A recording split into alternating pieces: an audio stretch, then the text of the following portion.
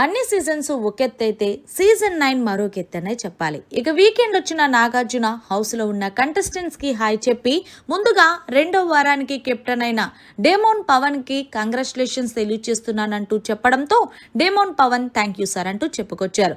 పవన్ కూర్చోకు ఒక్కసారి నుంచో అంటూ చెప్పడంతో ఏమైంది సార్ అంటే ఏం లేదు కానీ నువ్వు గేమ్ ఆడవు ఓకే, కానీ ఎందుకు ఫిజికల్ అయ్యావు అని అడిగేసరికి బిక్క ముఖం పెట్టి నేనేమి ఫిజికల్ అవ్వలేదు సార్ అంటే, సరే నువ్వు ఫిజికల్ అవ్వలేదు కదా, నీకోసం ఒక వీడియో వేసి చూపిస్తాను అంటూ మొత్తానికి ఆ రోజు ఏదైతే కాలచక్ర టాస్క్ జరిగిందో ఆ టాస్క్లో సుమన్ శెట్టి కాలు లాగుతున్న వీడియో వేసి ఇది ఫిజికల్ అవ్వలేదా, సరే నువ్వు చెప్పకు, హౌస్లో ఉన్న కంటెస్టెంట్స్ ఇది ఫిజికలా లేకపోతే గేమ్ పరంగా ఆడానని అనిపించిందా, శ్రీజ నువ్వు చెప్పు అని అడిగేసరికి శ్రీజ నాకు కూడా ఫిజికల్ అని అనిపించింది సార్ అంటే, చూసావా నీ ఓనర్ టీంలో వాళ్ళే నీకు సపోర్ట్ చేసిన వాళ్ళే చెప్తున్నారు.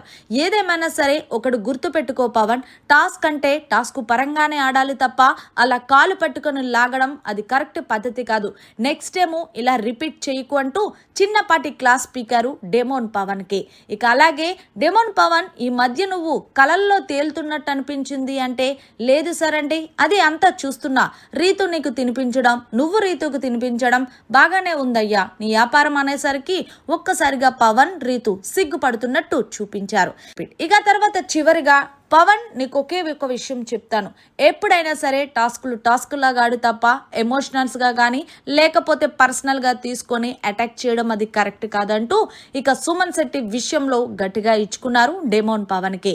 మరి సుమన్ శెట్టి విషయంలో క్లాస్ పీకిన డేమోన్ పవన్ కరెక్టా లేక నాగార్జున గారిది కరెక్ట్ అనేది కామెంట్ సెక్షన్లో తెలియజేయండి.